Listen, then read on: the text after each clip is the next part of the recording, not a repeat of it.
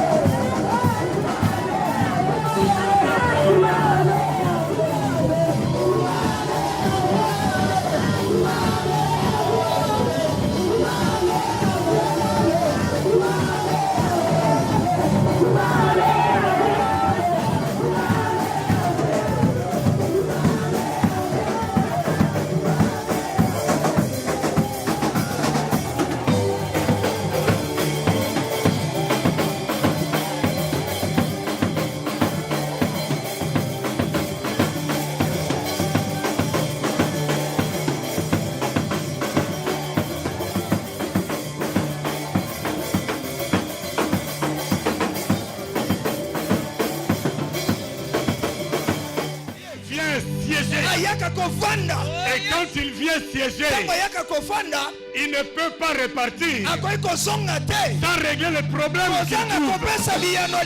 Quand le loup, il se manifeste, soyez heureux de l'avoir loué. Parce que c'est sûr, à la fin de ce culte, tu vas sortir pépélé. Tu vas sortir pépélé. Il va prendre ton fardeau. Et il va te donner son fardeau qui est léger. Est-ce que quelqu'un peut encore acclamer très fort le Seigneur? Acclame très fort le Dieu de gloire. Acclamez-le, acclamez-le. Alléluia. Merci au chantre. Et je nous demande à tous de nous tenir debout.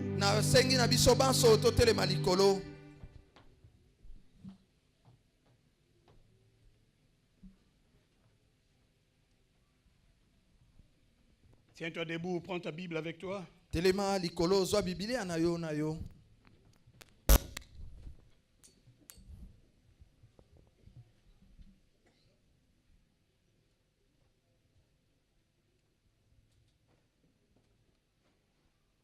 Prends ta Bible, nous sommes dans Genèse chapitre 22. Si tu n'as pas de Bible, il y a des Bibles qui sont en train de sillonner dans le couloir. N'hésite pas d'en demander une. Genèse chapitre 22.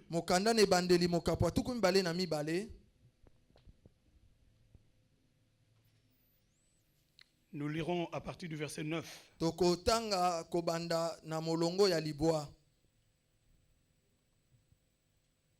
Genèse chapitre 22. Nous commençons par le 9e verset. Voici ce que déclare la parole de Dieu. Lorsqu'ils furent arrivés au lieu que Dieu lui avait dit, Abraham y éleva un autel et rangea le bois. Il lia son fils Isaac et le mit sur l'autel par-dessus le bois. Puis Abraham étendit la main et prit le couteau pour égorger son fils.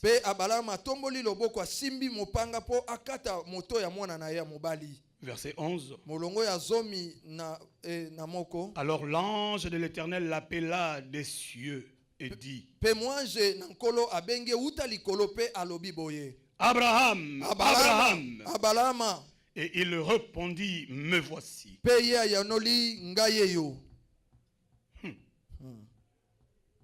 L'ange de l'Éternel l'appela des cieux et dit, Abraham, Abraham. Et il répondit, me voici. L'ange dit, n'avance pas ta main sur l'enfant et ne lui fais rien, car je sais maintenant. Quelqu'un peut répéter après moi, car je sais maintenant. Car je sais maintenant. Répète-le avec conviction, car je sais maintenant. Car je sais maintenant. Car je sais maintenant que tu crains Dieu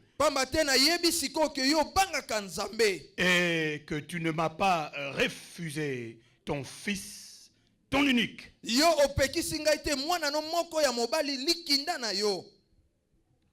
Nous allons lire dans le psaume.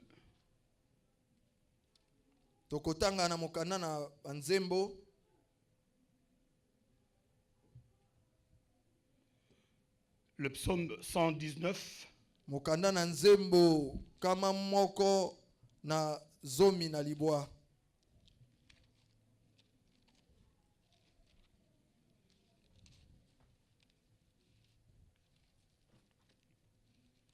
Psaume chapitre 119.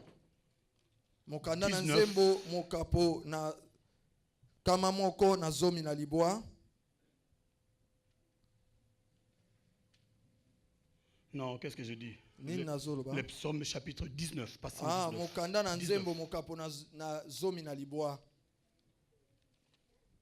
Excusez-moi pour la confusion. Psaume chapitre 19.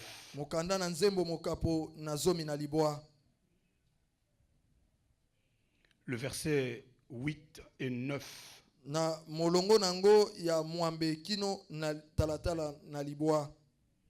La loi de l'Éternel est parfaite. Elle restaure l'âme. Le témoignage de l'Éternel est véritable.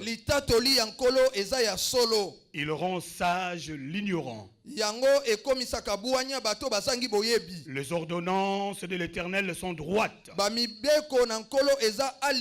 Elles réjouissent le cœur. Les commandements de l'Éternel sont purs.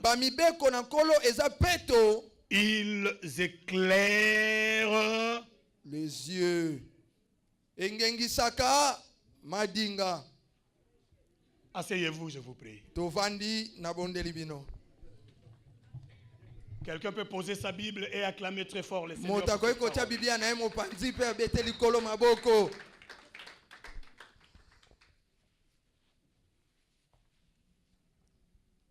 Depuis mercredi, nous sommes en train de parler de la décision. Uta mokola misato tozolobela na tina mokano. Mercredi, j'ai donné la définition de la décision. Mokola misato na limolaki lolenge nini elakisi mokano. Et je nous ai expliqué comment Dieu se tient derrière ta décision. Na limolaki biso lolenge nini nzamba zalaka sima ya mokano na yo zwaka. Le plus gros que je dis, c'est que quand ta décision épouse la volonté de l'Éternel, cela déclenche dans ta vie le processus du miracle que tu attends. Et nous avons vu la vie de Anne.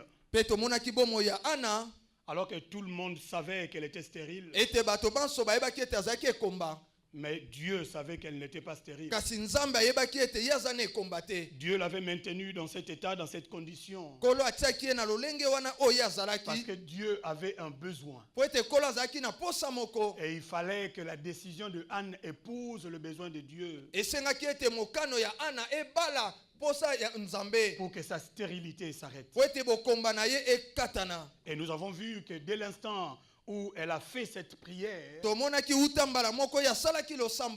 qui n'était pas une prière de délivrance, elle n'avait pas reçu une imposition de main, elle n'est pas passée par des pratiques que nous connaissons dans nos églises, on n'a pas été chercher dans sa famille l'oncle qui est sorcier ou qui est derrière tout cela. Mais simplement quand elle a fait sa prière et que les paroles de sa prière se sont accordées avec le besoin de Dieu, dès cet instant, Dieu a approuvé sa décision et automatiquement Dieu a enlevé la stérilité. Et nous avons vu que Anne a donné naissance à Samuel. Et après Samuel, Anne a donné naissance à 5 autres enfants.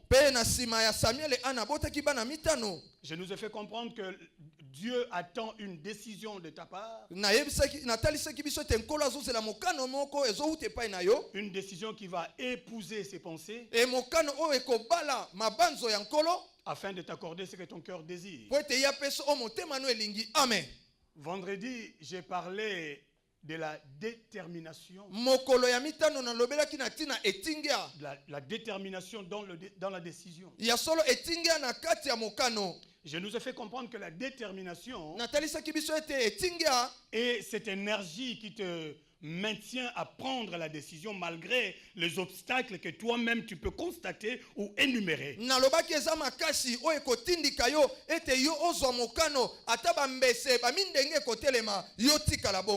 Vous savez, il y a des décisions importantes dans la vie qu'il faut savoir prendre. Et ce sont des décisions qui parlent d'elles-mêmes. Dès l'instant où tu te dis, je vais prendre cette décision, dans ton fort intérieur, tu t'entends te poser des questions. Est-ce que nakokoka? Est-ce que j'arriverai? Est-ce que ça va vraiment marcher? Quand c'est comme ça, tu as besoin de la détermination. Beaucoup de personnes n'osent pas prendre une décision parce qu'ils ont peur de ce qu'ils vont vivre après cette décision. Mais je nous ai fait comprendre une vérité, que quand l'Éternel approuve les voies d'un homme, quand l'Éternel approuve la décision d'un homme, dans son éternité, il dispose toutes choses en faveur de cet homme.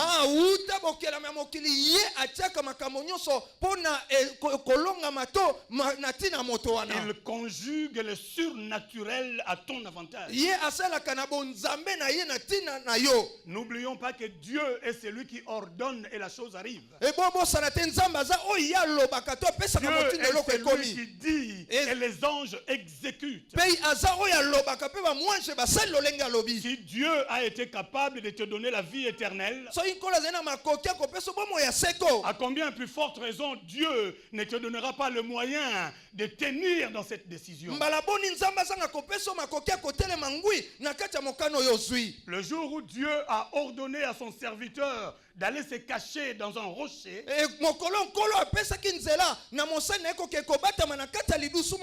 Dieu savait très bien que dans le rocher, il n'y avait aucun arbre fruitier. Dieu savait qu'il n'y avait pas de supermarché dans le rocher. Dieu savait que le rocher ne pouvait pas donner à manger à son serviteur. Mais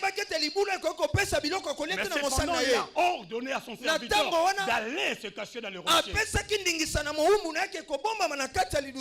est Dieu et qu'il a vu la détermination de son serviteur, il a ordonné même à un corbeau qui est un oiseau de malédiction d'aller nourrir son serviteur dans le rocher. Écoute, même si tu es en face de décisions compliquées à prendre, dès l'instant tu as la conviction que cette décision vient de Dieu, dès l'instant où tu sais que Dieu approuve cette décision, arrête de te poser des questions, parce que ton Dieu est justement le parce que de tes pourquoi. Dieu est celui qui sait valablement répondre à toutes tes questions. Voilà pourquoi David pouvait dire: j'ai été jeune, j'ai vieilli, mais je n'ai jamais vu un juste abandonné, ni sa postérité. Quand tu dois prendre une décision et qu'au-dedans de toi, tu es convaincu que cette décision épouse la pensée de Dieu, que cette décision est agréée par Dieu, ne te retiens pas. Sois déterminé à aller dans cette direction. Même ce qu'on dit que même si on va se moquer de toi, déterminé d'aller dans cette direction. Même si les gens vont te traiter de fou, sois déterminé d'aller dans cette direction. Parce que quelquefois dans la vie, je préfère vivre la folie de Dieu que la sagesse des hommes. Sois déterminé. Alléluia. Amen. Et aujourd'hui, je voudrais parler de la persévérance dans la décision. La persévérance dans la décision. La persévérance dans la décision. Bien-aimé, vous savez, dans la vie de tous les jours, nous avons un ennemi. Notre ennemi s'appelle Satan. Bon, je ne voulais vraiment pas parler de lui. Je préfère élever Jésus. Mais laissez-moi quand même vous dire cette chose. Écoutez, on peut donner tous les attributs qu'on veut à Satan. On peut lui donner toutes les forces, on peut vanter toutes les forces dont il possède.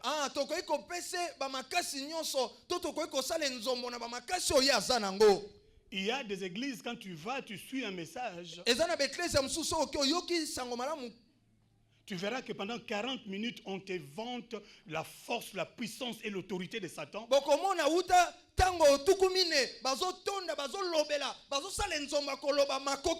Et c'est seulement dans les 5 minutes qui restent qu'ils vont essayer de nous parler de Jésus. Mais peu importe ce qu'on t'a dit au sujet de Satan, peu importe ce que tu sais ou tu connais au sujet de Satan, ce matin, je te demande au nom de Jésus, dans ta tête, change l'ordre des choses. Bouge ta balance dans ta tête. Peu importe ce qu'on peut dire de Satan. Moi, Michel Mpassi, je sais une chose, une seule chose, et cette chose est véritable. Cette chose que je connais, c'est la vérité. Et la vérité que moi je connais, c'est que Satan n'arrive pas aux chevilles de mon Dieu. C'est que Satan n'égale pas mon Dieu. Peu importe comment on peut le présenter, mais en rien Satan est l'égal de mon Dieu. En rien Satan est le vis-à-vis de mon Dieu. Voilà pourquoi je pense qu'il n'engage que moi. Je crois que même lui-même Satan, quelque part il se gêne d'entendre comment les gens parlent de lui, mais avec respect, avec écoutez-moi très bien. Si nous retournons dans les origines, le jour où Dieu a chassé Satan, Satan n'a pas essayé de résister. Parce que dans sa tête, dans son cœur, Satan sait qui est Dieu. Satan sait qui est le Dieu que tu pries. Satan sait que devant ce Dieu-là, il n'a aucun pouvoir, aucune autorité. Il le sait très bien. Voilà pourquoi tout ce qu'il peut venir faire dans ta vie, c'est de mettre les doutes en toi. C'est d'essayer de t'empêcher à aller dans la direction que Dieu a tracée pour toi. Quand tu prends une décision qui épouse la volonté de Dieu, dis-toi bien que l'ennemi ne peut que essayer de t'influencer pour te bloquer et t'arrêter, afin que tu ne continues pas dans ta décision. Mais ma Bible me déclare, celui qui persévérera jusqu'à celui-là sera sauvé. Amen. Alléluia. Amen. Aide-moi s'il te plaît. Dis à 2 personnes autour de toi, l'œuvre de la croix est une œuvre parfaite. Dis-lui. Dis encore à une autre personne. Sois sûr que la personne te comprend. L'œuvre de la croix est une œuvre parfaite.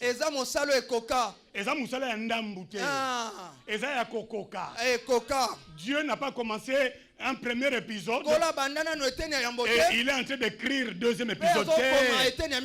Quand il a dit tout est accompli, c'était la fin de toutes choses. C'est-à-dire que sur la croix, il n'a rien oublié.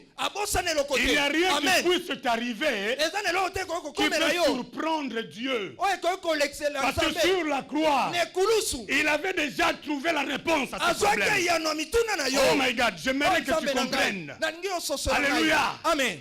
Bon, ok, j'ai l'impression que vous ne comprenez pas. Laissez-moi revenir sur ce jour-là.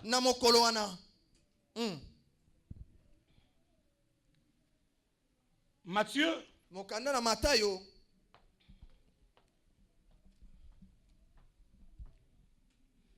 l'œuvre parfaite de Dieu.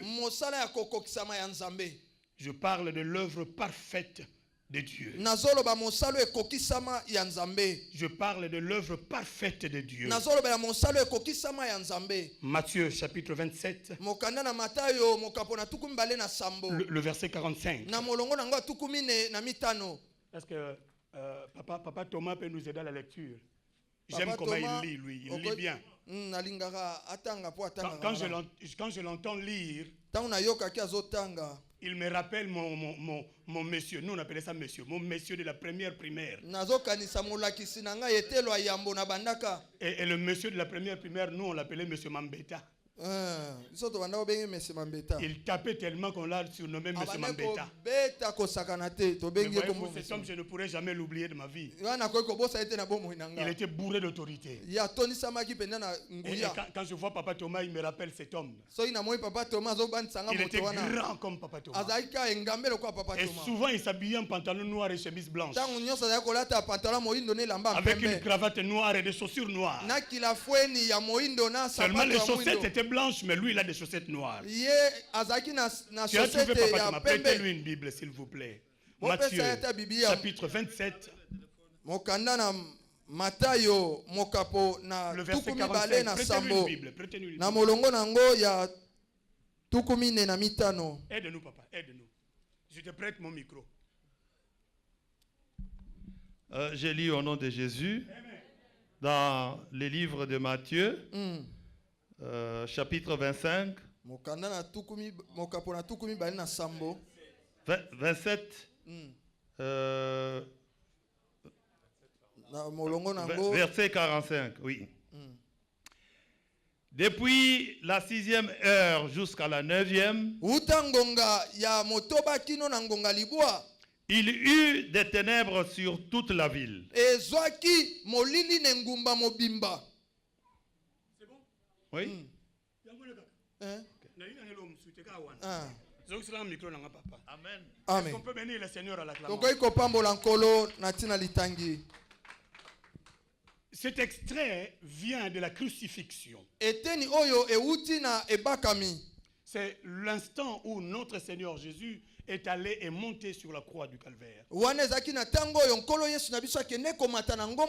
y a beaucoup de choses prophétiques qui se sont passées pendant ce temps. Que Dieu nous aide pour que j'en parle. Mais aujourd'hui, je voudrais seulement me retenir sur ce point-là. La Bible déclare, quand il est monté sur la croix, de la 6e à la 9e heure, il eut des ténèbres sur toute la surface de la terre. Écoutez, la crucifixion se passe à Golgotha. Mais la Bible dit qu'il eut des ténèbres sur toute la surface de la terre. Puisque moi je crois que la Bible dit toujours la vérité, je pense qu'au même instant, de la 6e à la 9e heure, même ici en France, il y a eu des ténèbres. Amen. Je crois que même dans les coins les plus reculés de la République démocratique du Congo, il y a eu des ténèbres. De la 6e à la 9e heure. Je veux aider quelqu'un à comprendre cela. Dans les calculs de ce temps-là, quand on parle de la 6e heure, en réalité, on parle de midi. Parce que dans ce temps-là, la première heure, c'était 6 heures. Même quand on dit que Jésus est resté 3 jours dans le tombeau, la réalité, c'est quoi? C'est qu'il fut crucifié un vendredi. On l'a enterré le même vendredi au soir. Mais dimanche matin, il a dit qu'il a fait 3 jours au tombeau. Alors que si nous comptons à l'autre manière, de vendredi à dimanche, ça ne fait pas 3 jours. Mais pourquoi il compte cela comme 3 jours? Parce que le jour s'est compté par rapport à la position du soleil. Quand le soleil s'est levé à 6 heures, là on commençait à compter la première heure. Donc ça voudrait dire quoi? Selon les calculs de ce temps-là, à 5h59, 59, on était à un jour, et à 6 heures, on était à un autre jour. Donc on commençait à compter le jour, la première heure, à partir de 6 heures du matin. Et quand on rajoute les 6 heures à 6 heures du matin, ça fait 12. C'est-à-dire que ce que nous venons de lire, en réalité, on devait dire que depuis midi jusqu'à 15 heures, il eut des ténèbres sur toute la surface de la terre. Vous et moi, nous savons que cela n'est pas possible. On ne peut pas avoir les ténèbres à midi. Ce n'est pas possible. À midi, le soleil est là sur la tête. Les ténèbres ne peuvent pas venir. Mais la Bible déclare de la 6e à la 9e heure, il eut des ténèbres sur toute la surface de la terre. Je vais nous aider à comprendre prophétiquement qu'est-ce qui s'est passé. Si nous retournons dans Genèse, nous n'avons pas le temps d'aller là-bas pour lire, mais vous pouvez le chercher. Vous allez voir que dans Genèse, le chiffre 6 est associé au jour où l'homme était créé. L'homme était créé le 6e jour. Donc quand on parle du chiffre 6, selon Genèse, il fait appel ou il fait mention à l'état de l'homme après sa création. Le 6e jour, quand l'homme était créé, l'homme vivait une relation parfaite avec Dieu. L'homme était dans un état parfait avec Dieu. Maintenant, quand l'homme a désobéi à la loi de Dieu, quand l'homme a péché devant Dieu, l'homme ne vivait plus une relation parfaite avec Dieu. Le péché est entré, et par le péché, la mort. Maintenant, Jésus-Christ, quand il a entendu depuis le ciel, nous connaissons aussi ce passage. Ce passage qui dit qu'il y eut silence au ciel. Parce que le livre devait être ouvert. Le 6e sceau devait être ouvert. Le 7e sceau, pardon. Devait être ouvert. Mais il n'y a personne qui fut trouvé digne d'ouvrir le livre de vie et d'en rompre le sceau. Il y eut un grand silence au ciel. Dieu était simplement en train de chercher qui pouvait le faire. Alors Jean, dans sa vision, il a commencé à pleurer. Mais un des vieillards lui dit, ne pleure pas, car voici l'agneau de Dieu. Il a vaincu. Lui seul est digne d'ouvrir le livre de vie et d'en rompre le sceau.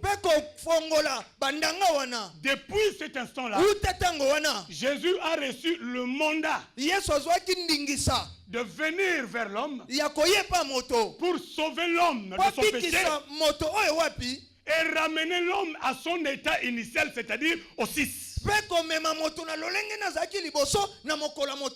Jusque là, vous suivez?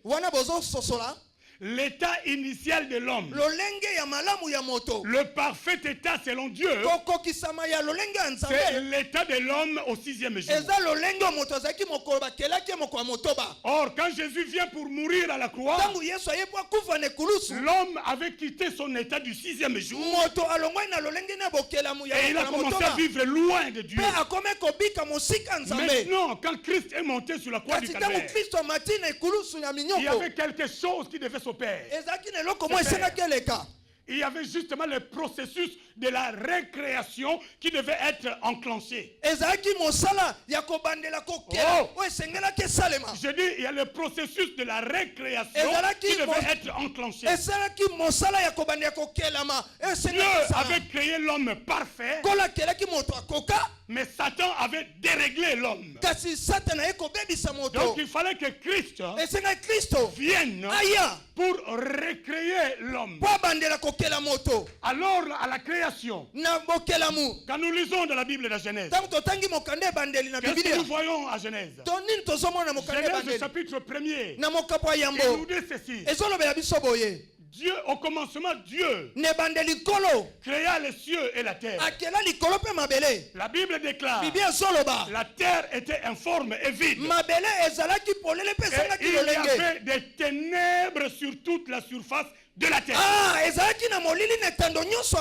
Ça veut dire quoi? Ça veut dire que même ces ténèbres-là étaient voulues par Dieu. Parce que c'est dans ces ténèbres que Dieu avait fait la création. C'est dans ces ténèbres que Dieu avait commencé à créer. Il fallait qu'il y ait d'abord le ténèbre pour que Dieu crée. Donc pour que Christ recrée l'homme, il fallait qu'il y ait les ténèbres.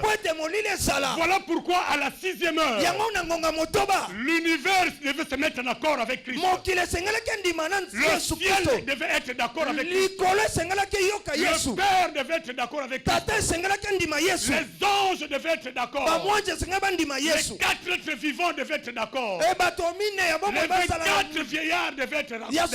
Toute la création divine devait être d'accord. Il y a le processus de la récréation qui devait être enclenché. Et pour qu'il y ait récréation, il fallait revenir à l'état initial.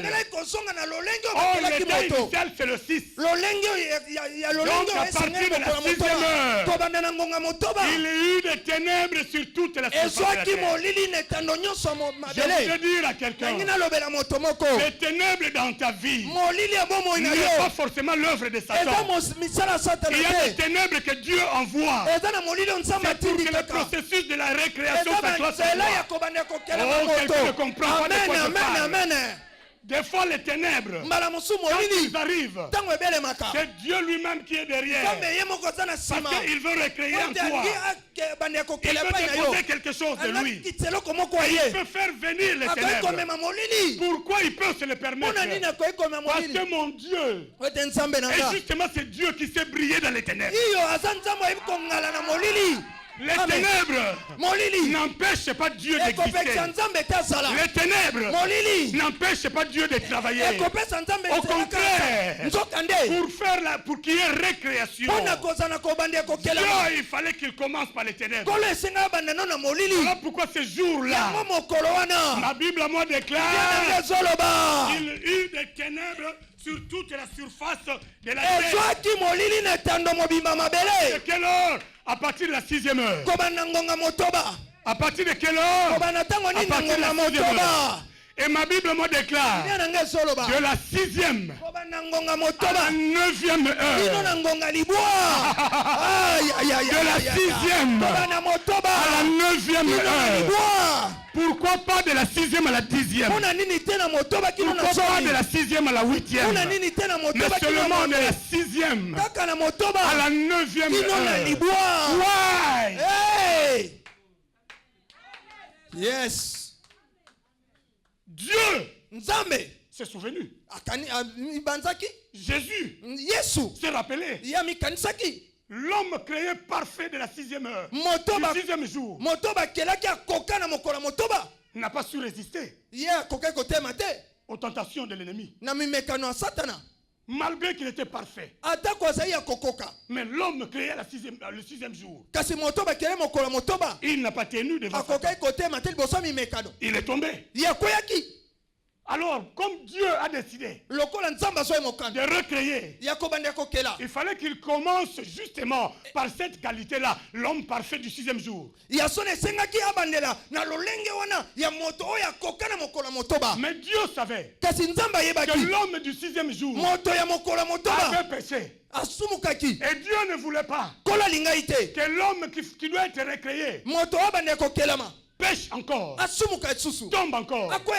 Parce qu'au moment où le Seigneur Jésus est venu sur la terre, qu'est-ce que Satan lui a dit après 40 jours de jeûne et prière? Il lui a présenté Jérusalem avec toute sa beauté. Il lui a présenté Jérusalem avec toute sa beauté. Satan audacieux, il a osé dire à mon Seigneur, si tu te prosternes devant moi, je te donnerai toute cette beauté que tu vois. Parce que la clé m'a été donnée. Satan était menteur. Mais sur ce point-là, il n'a pas menti. Parce que le jour où Adam a péché, il lui a donné la clé de l'autorité. Donc quand Satan parlait, il savait qu'il doit tenir la clé. Cette clé qu'il avait prise de l'homme créé au 6e jour. Voilà pourquoi même Apocalypse reconnaît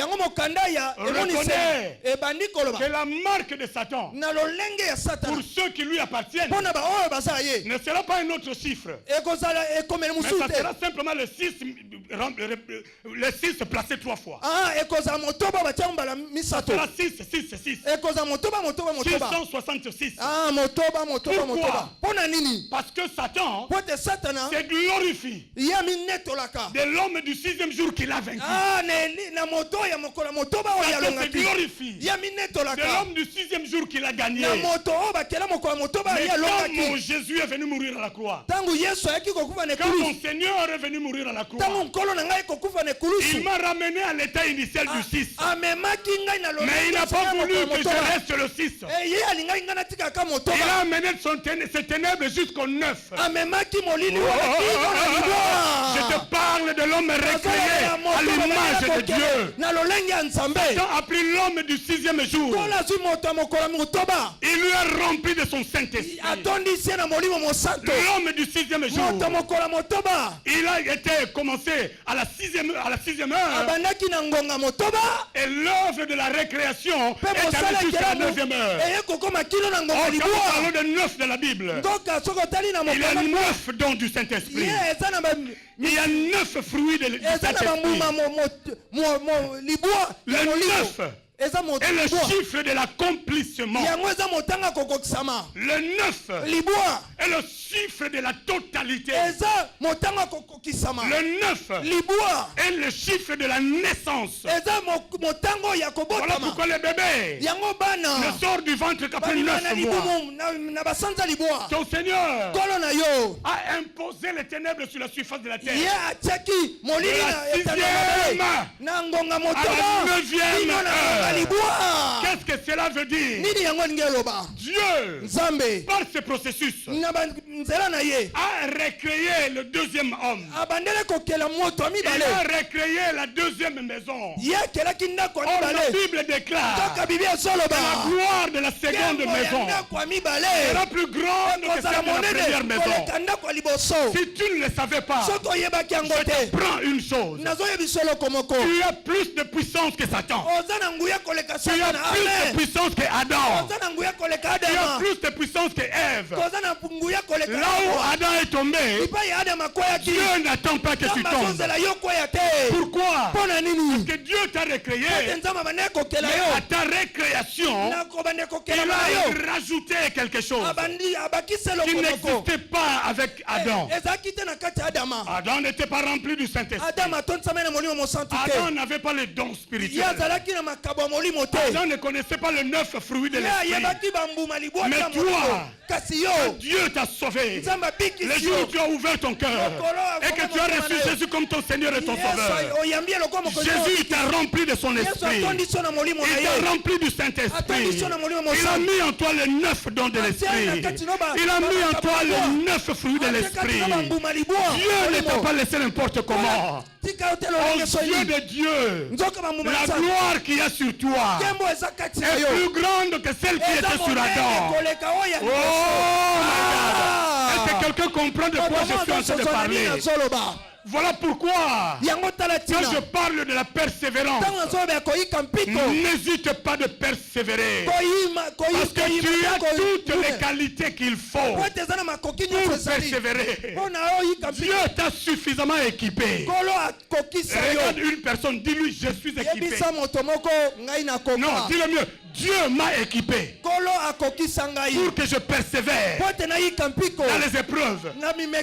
Dieu m'a suffisamment équipé pour que je persévère dans les épreuves. Oh Lord of mercy. Est-ce que je suis en train de parler à quelqu'un ce matin? Est-ce que je suis en train de parler à quelqu'un ce matin? Est-ce que je m'adresse à quelqu'un ce matin? Voilà pourquoi j'aime une petite sœur qui a chanté. Atanga nazamoke. Naebe te yoza monene. Bitumba nyoso yo bunda. Na yo kasangote ke balonga yo. Ngambe mobali yo Yesu Kristo. Mobali ya libala. Elonga na ngai. Ekimelo na ngai. Ebomba melo na ngai. Makasi na ngai. Jambo na betela katolo. Yonde bikamwa na ngai. Yonde lobiko na ngai. Yonde makasi na ngai. Pourquoi avec lui, amen, les faibles peuvent dire je suis fort. Je suis fort. Alléluia. Yes. Avance. Amen. L'œuvre de la croix est une œuvre parfaite. Amen. Écoutez-moi. Les mêmes soldats qui ont amené Jésus sur la croix, les mêmes soldats qui l'insultaient, les mêmes soldats qui se moquaient de lui, quand ils ont vu ce qui s'est passé de la 6e à la 9e heure, le même soldat ont changé de langage. Ils ont dit, cet homme, certainement, il est l'enfant de Dieu. Certainement, il est le fils de Dieu. Écoute-moi très bien. Ce que je déplore en toi, c'est que tu te sous-estimes. Tu ne sais pas en réalité qui tu es. Écoute, dans le monde des ténèbres, Satan et ses anges, ils ont le témoignage de toi que tu es enfant de Dieu. Non, tu n'as pas compris. Je te le dis. Satan et ses démons, même toute sa cavalerie, ajoutez même tous les sorciers de votre famille. Ils ont ton témoignage. Ils savent que tu es un enfant de Dieu. Ils savent que tu es sauvé par grâce. Ils savent que tu es né de nouveau. Ils savent que tu es racheté par le sang de l'agneau. Ils savent que tu n'es pas n'importe qui. Ils savent que celui qui vit en toi est plus fort que eux. Ils savent que 1000 peuvent tomber à ta gauche, 10 000 à ta droite, tu ne seras pas atteint. Ils savent que tu es élevé. Ils savent que Dieu t'a placé au-dessus de toute divinité. Que Dieu te bénisse. Ils savent. Mais pourquoi toi tu ne le sais pas?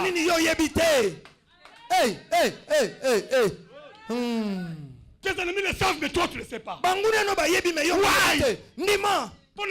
Pourquoi? Satan a yebi, mais le diable le sait bien, mais toi tu ne le sais pas. Pourquoi?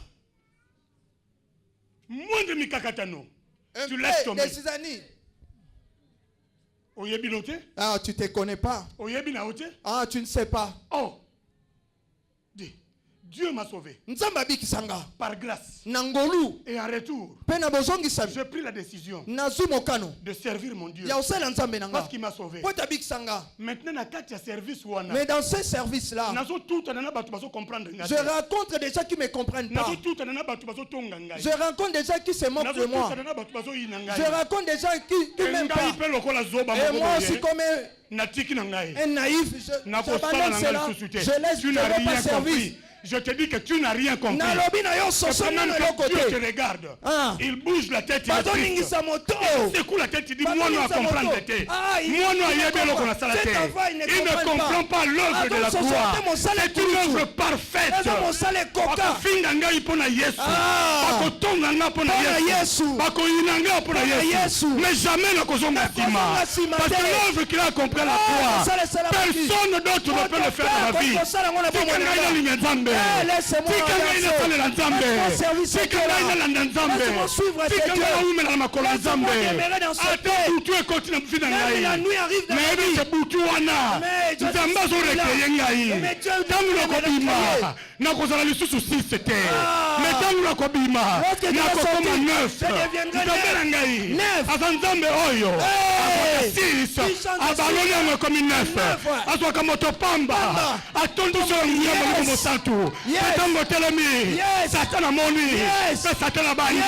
le monde peut témoigner. Même les sorciers de ta famille, quand ils te regardent, ils ont peur.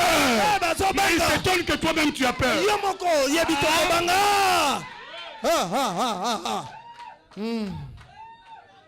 La récréation. Si Dieu te demande de persévérer, Dieu te bénisse. C'est parce qu'il t'a tout donné. Il t'a équipé pour que tu persévères. Voilà pourquoi je veux dire à quelqu'un, chaque fois que tu laisses tomber, Dieu ne comprend pas pourquoi tu laisses tomber. Dieu ne comprend pas. Dieu ne comprend pas. Chaque fois que tu abandonnes, Dieu ne comprend pas, tu abandonnes. Pourquoi tu abandonnes? Qu'elle dit ma Bible? Mon Seigneur Jésus, le modèle par excellence, le Dieu vivant fait Nzambe aza 100% homme, 100% un Dieu qui est 100% homme, 100% Dieu. Le maître de la 6e et 9e heure, le vainqueur de Golgotha, le Dieu tout-puissant, il est passé par là. Mais que dit ma Bible? Ma Bible dit, il a été conduit comme un animal à la boucherie. On l'a frappé. On a craché sur lui. Il a été humilié. On lui a laissé complètement nu. On lui a fait la plus grande honte qu'un homme ne peut subir. Mais le problème c'est quoi? C'est qu'avant même qu'il ne passe sur la croix, il savait déjà ce qu'il attendait. Mais qu'est-ce qu'il a fait? Il a persévéré. Il ne s'est pas arrêté. Il n'a pas fait marche arrière. Vous vous souvenez à Gethsemane? Il a fait une prière. Il a dit, Père, si tu permets, est-il possible que cette coupe s'éloigne? Mais après, qu'est-ce qu'il a dit? Toutefois, non selon ma volonté, mais selon ta volonté.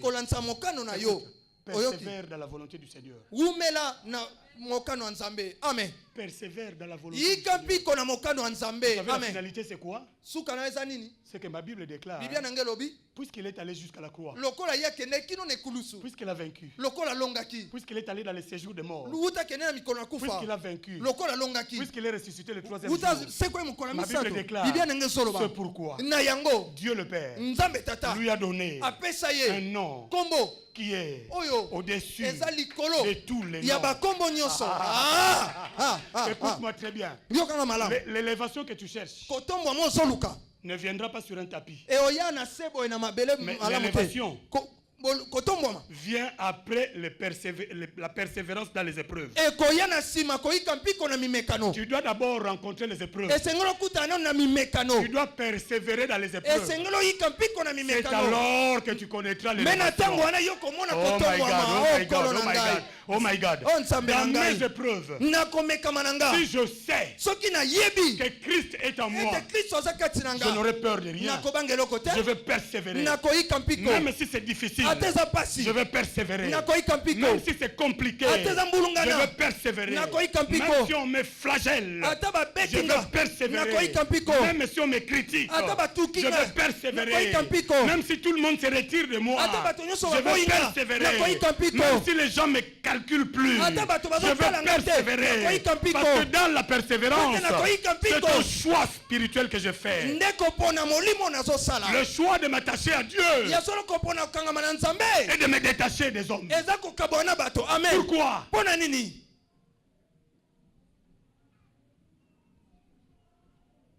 L'homme qui t'acclame aujourd'hui sera le premier à te critiquer demain. Amen. Écoutez-moi très bien. J'ai nourri des enfants de mes mains.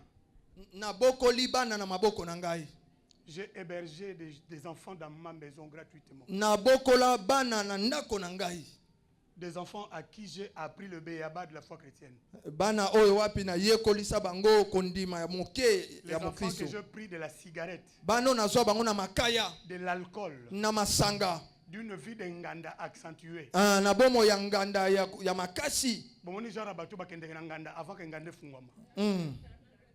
Et abimaka toujours mutasuka fo mukolo nganda bengana ye. Aza na kuiti midi et beti azo kanisa tona 17h. Azo kanisa toi 1h du matin. Alors midi. Comme na kati boîte de nuit eza boîte eza pe molili. Azo banete ke midi et sebeti. Siko bana modelo wana. Les enfants moi comme je ça. Les ai pris. Moi je les ai pris. Je leur ai appris le béaba de la vie. Na yekolisa bango bomo ya bondina. J'en ai fait des pasteurs. Na komisa bango ba bokoli pate. Il y en a j'en ai fait des évangélistes. Ezaba ona komisa bango ba panganisango. Il y en a j'en ai fait des anciens et des diacres. Ezaba ona sa bango ba diakono. Il y en a j'en ai fait des serviteurs et des servantes. Ezana ba ona sa ba sali abasi pe mibali. Il y en a j'en ai fait des puissants prédicateurs de l'évangile. Ezana ba ona sa bango ba tei monene ya maloba na nkolo. Des enfants qui juraient toujours à mon nom. Il ne parlait que à mon nom. Des enfants qui ne pouvaient rien si moi je les guide pas. Mais ces enfants, un jour, se sont retournés contre moi. Ils se sont retournés contre moi. Ils se sont retournés contre moi. C'est la nature de l'homme. C'est la nature de l'homme. C'est la nature de l'homme. Pourquoi attendre l'approbation des hommes? N'attends pas l'approbation des hommes. Ils t'acclament aujourd'hui. Attention, demain ce sont eux qui vont. Amen.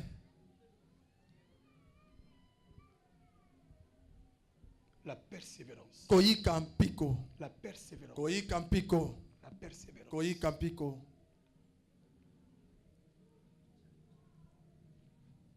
Dans le texte que je venais de lire, on nous parle d'Abraham. Abraham qui avait reçu une promesse. Une promesse de Dieu. Une promesse de Dieu. Comme quoi que Dieu allait faire de lui le père de la multitude. Dieu avait promis qu'il allait le bénir. Écoutez, quand j'étudie Abraham,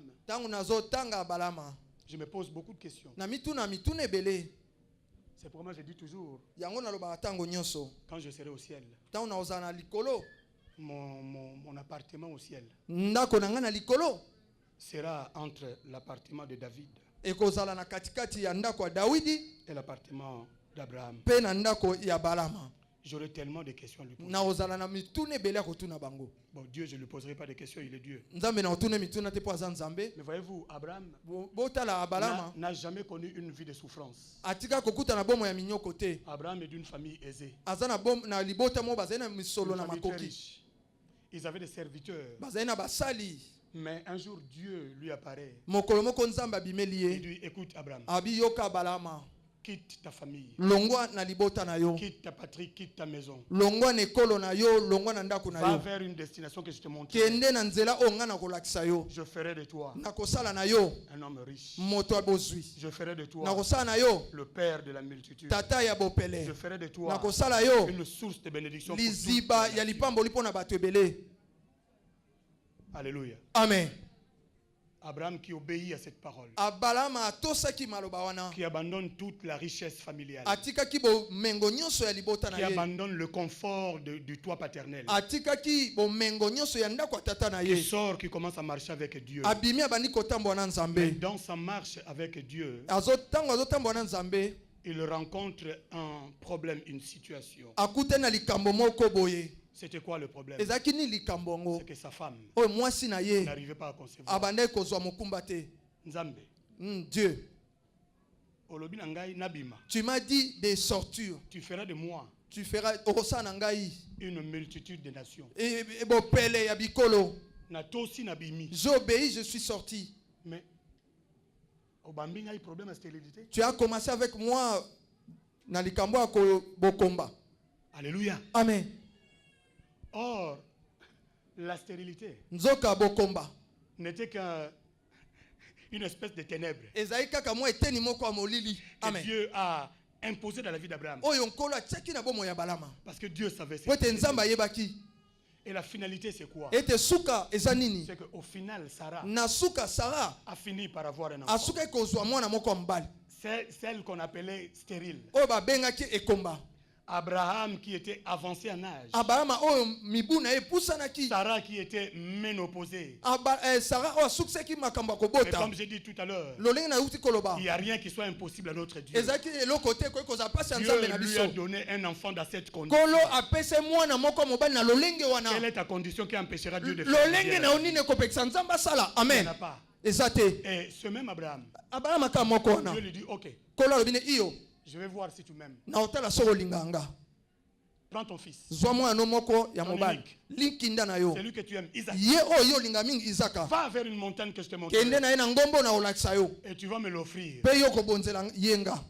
Abraham, connaissant Dieu, sachant ce que Dieu est capable de faire, il n'a pas hésité. Il n'en a même pas parlé à sa femme. Il a pris son fils avec ses 3 serviteurs en route.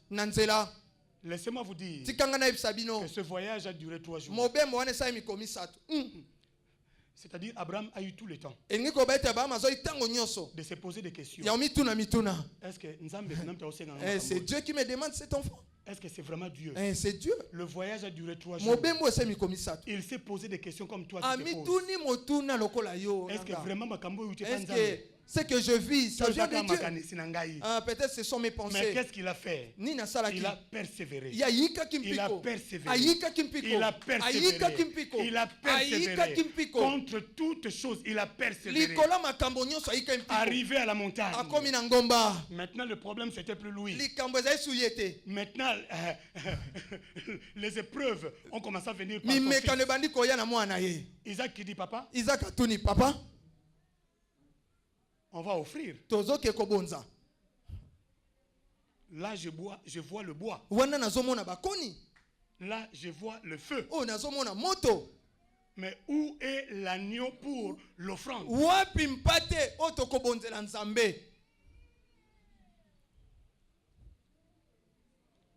Si j'étais à la place d'Abraham, question Anna. Cette question, ça pouvait même me rattraper. Je retourne. Mon fils Hardy me pose cette question. Je sais bien que je vais aller l'offrir. Il me demande où est l'agneau pour l'Holocauste. Mais Abraham a persévéré.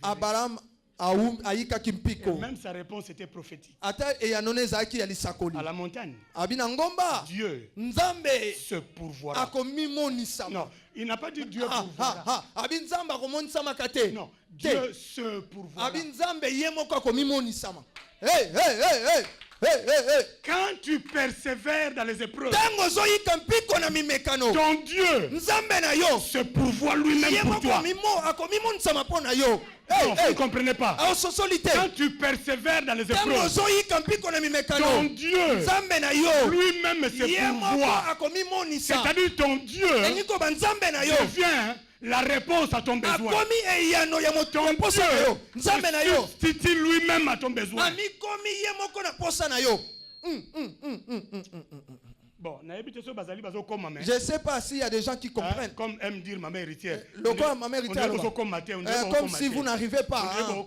Vous n'arrivez pas. Quand tu persévères dans les épreuves, quand tu persévères dans ta décision, quand tu persévères dans ta marche avec le Seigneur, laisse-moi te dire, dans tes épreuves, ton Dieu lui-même, il devient ta solution.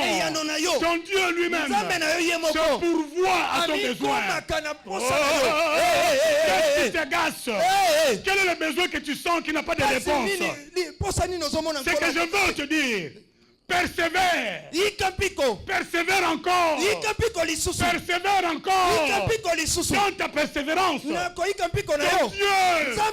va se pourvoir à ton besoin. Okay, je vais l'expliquer autrement. Puisque Abraham a persévéré, il a dit à son fils, sur la montagne, Dieu lui-même se pourvoira.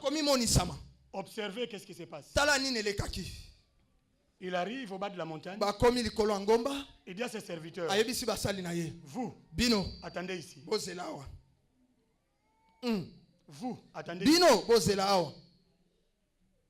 Moi, nous allons monter. Et nous allons offrir à Dieu. Quand nous aurons fini, nous reviendrons avec le Fils. Attends.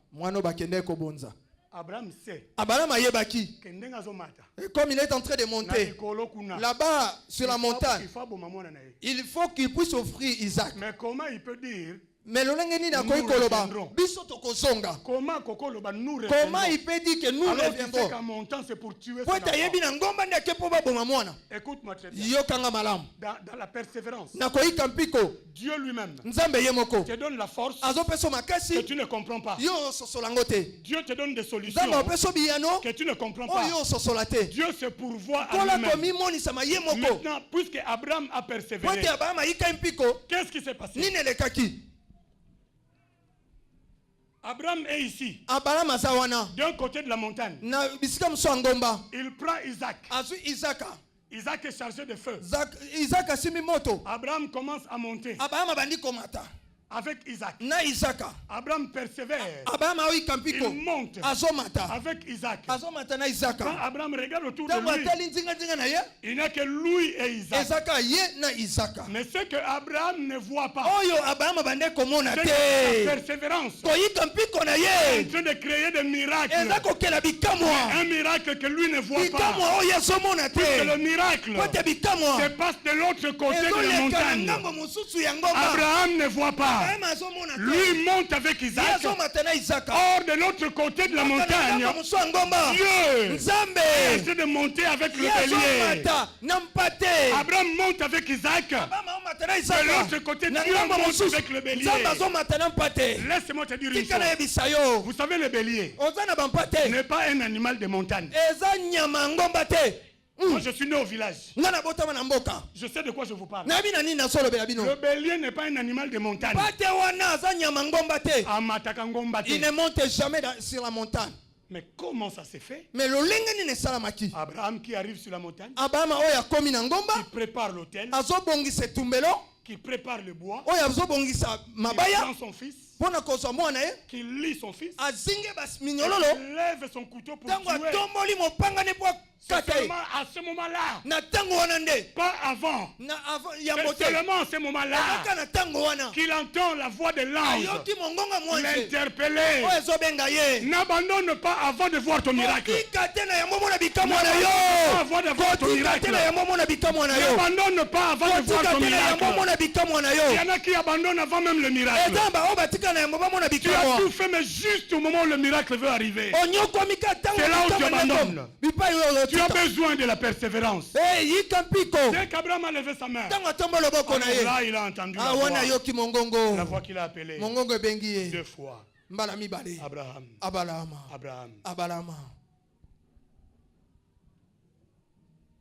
Alléluia. Amen. Quelque chose que cet ange a dit m'a intrigué. Si j'étais Abraham, j'avais lui querellé. J'allais quereller même cet ange. Attends, l'ange me dit. Maintenant je sais que tu aimes Dieu. Hein? Depuis j'ai quitté la maison de mon père.